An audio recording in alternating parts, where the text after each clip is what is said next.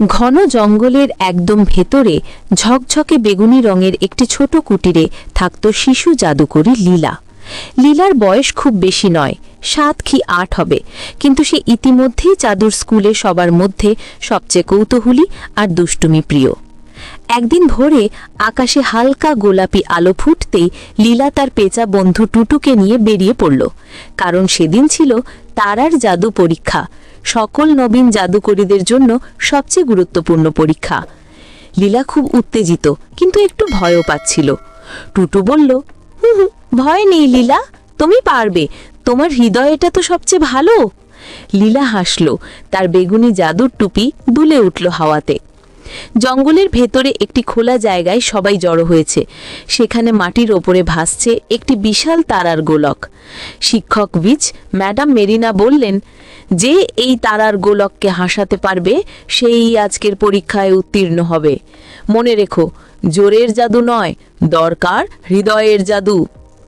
সব শিক্ষার্থীরা একে একে চেষ্টা করল, আগুনের জাদু, বাতাসের জাদু, আলোর ঝলক, কিন্তু তারার গোলক নড়ে না, হাসে তো দূরের কথা। শেষে লীলার পালা এলো। সবাই ভাবল, এত ছোট মেয়ে, সে কি পারবে। লীলা একটু ভয় পেল, কিন্তু মনে পড়ল টুটুর কথা। সে কানে কানে নিজেকে বলল, হৃদয়ের জাদু। লীলা চোখ বন্ধ করে নিজের ছোট বাঙালি লয়ের মতো একটি মিষ্টি সুর গাইতে শুরু করল। তার কণ্ঠে ছিল দয়া, স্বপ্ন আর বন্ধুত্বের শক্তি। টুটু তার ডানায় তাল দিল। হঠাৎ চমক, তারার গোলকটি নরম আলোয় জ্বলে উঠল। তারপর ছোট শিশুর মতো টিং টিং শব্দ করে হাসতে শুরু করল। সবার মুখ হাঁ হয়ে গেল। ম্যাডাম মেরিনা উচ্ছ্বাসে হাততালি দিলেন। অসাধারণ লীলা, তুমি বুঝেছ, সত্যিকারের জাদু আসে হৃদয় থেকে। লীলা লাজুকভাবে হাসল।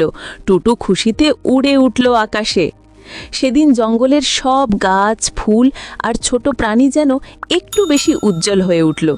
আর লীলা বুঝল, সে বড় জাদুকরী হওয়ার প্রথম ধাপটা পেরিয়ে গেছে। চাঁদের আলোয় বাড়ি ফেরার সময় টুটু বলল, হু, আজ তুমি সত্যিকারে জাদু করেছ। লীলা মুচকি হাসল, না টুটু, আমরা একসাথে করেছি। জঙ্গলের ওপর দিয়ে চাঁদটি তখন নরম আলো ঢালছিল, আর সেই আলোয় ছোট জাদুকরী লীলার ভবিষ্যতের স্বপ্ন আর